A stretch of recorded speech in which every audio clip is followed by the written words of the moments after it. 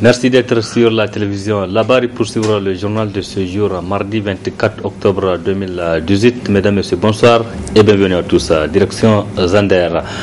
Après plus de 6 mois de détention, l'acteur de la société civile Sadat Iliad Malam du MPCR Zander est comparu devant le juge de la chambre d'accusation ce mardi. Le verdict est prévu pour le 21 novembre prochain. Votre précision avec un des membres des avocats, et en l'occurrence Maître Boudal et Fred.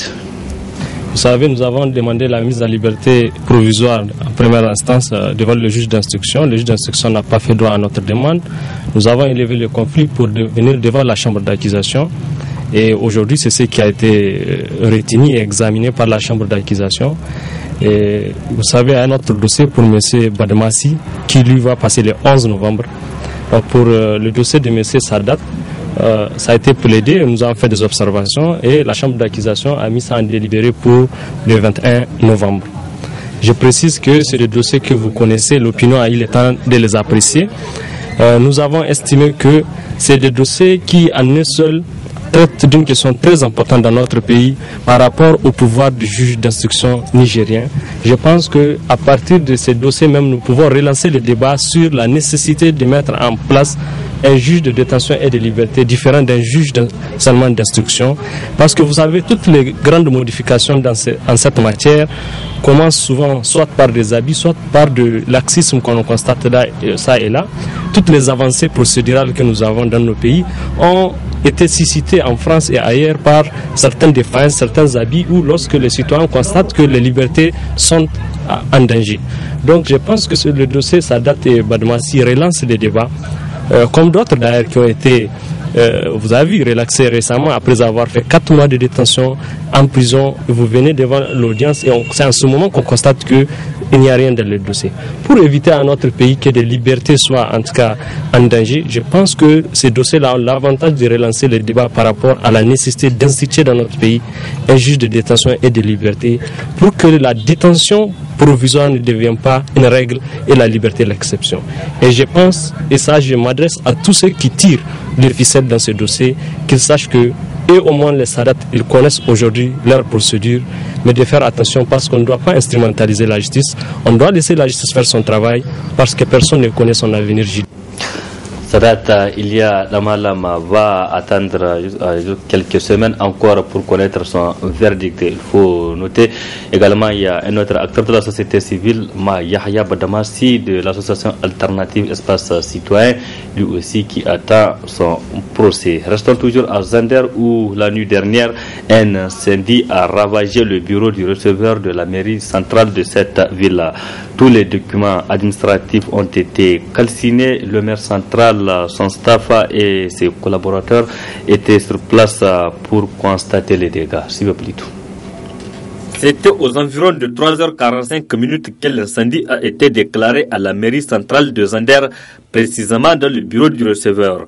Alertés, les autorités municipales, les éléments des sapeurs-pompiers et les responsables de certaines unités d'intervention se sont rendus sur place. J'ai été réveillé par le commandant de la police municipale aux environs de 3h45.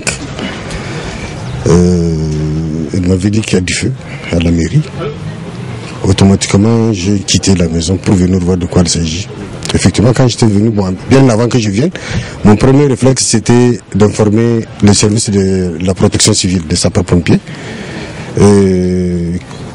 J'étais venu, j'ai constaté que effectivement, c'est le bureau du receveur, n'est-ce pas, qui a pris feu, n'est-ce pas, et qui a cramé, si on peut le dire ainsi.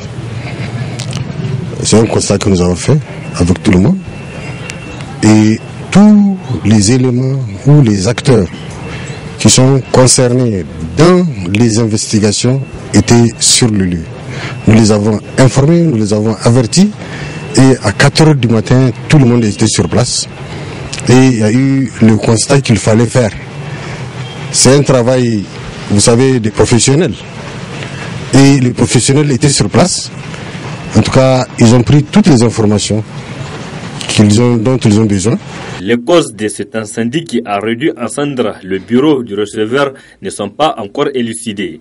Aucune personne aujourd'hui a suspecté, dire que voilà, ça pourrait être un tel ou bien ça pourrait être un tel, parce que je ne sais pas si c'est d'origine criminelle, si c'est d'origine accidentelle. Donc accuser ou suspecter quelqu'un, vraiment ce serait malhonnête, n'est-ce pas, de ma part.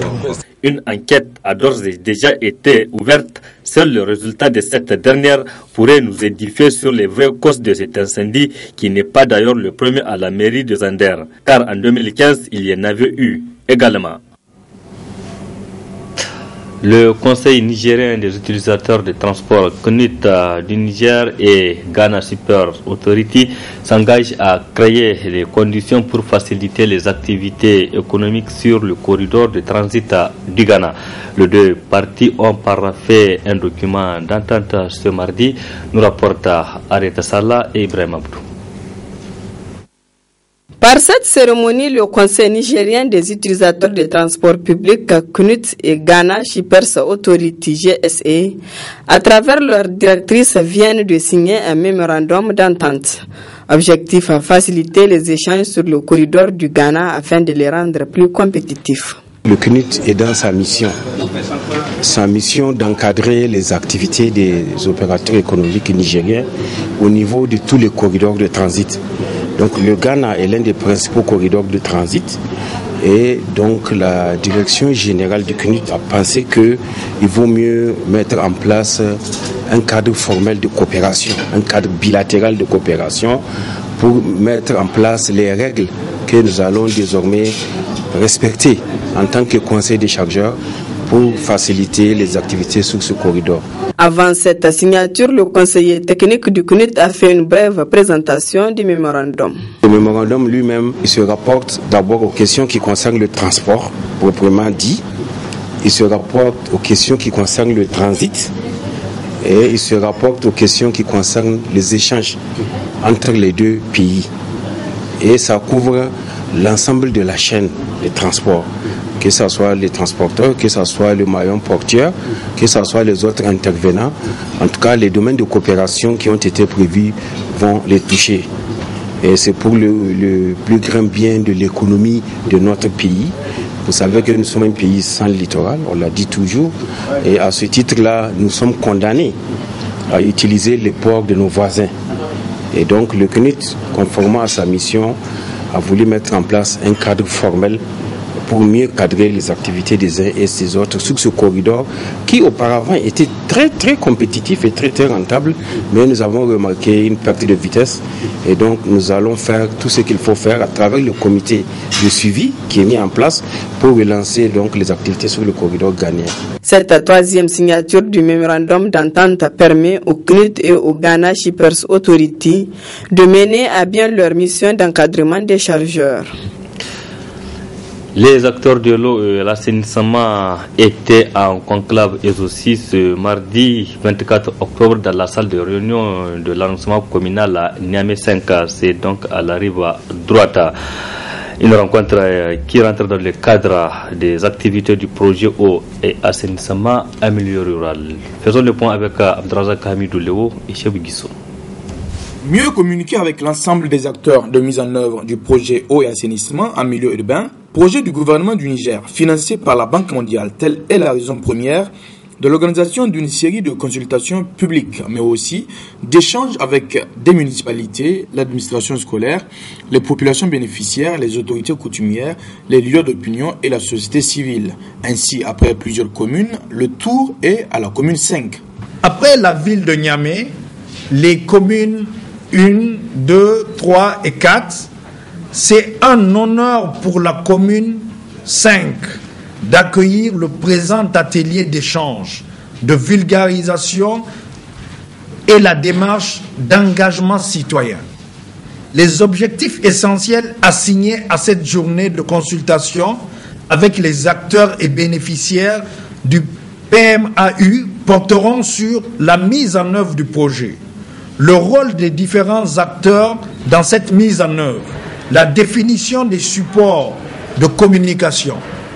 Ainsi, ces échanges permettront aux bénéficiaires du projet de comprendre les enjeux du PAMU tout en permettant en retour aux acteurs du projet de mieux cerner les attentes des populations bénéficiaires.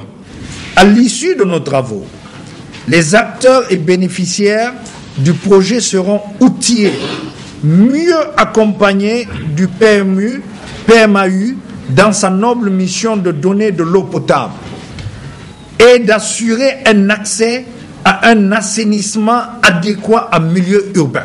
Au vu de la qualité des participants ici présents, je ne doute pas un seul instant que des résultats satisfaisants sortiront de nos travaux. La tenue de ces présentes consultations seront un cadre d'échange et de concertation nécessaire à la synergie des interventions. Difficile pour les usagers de la ville de Niamey dont leurs engins ne sont pas en règle de circuler librement.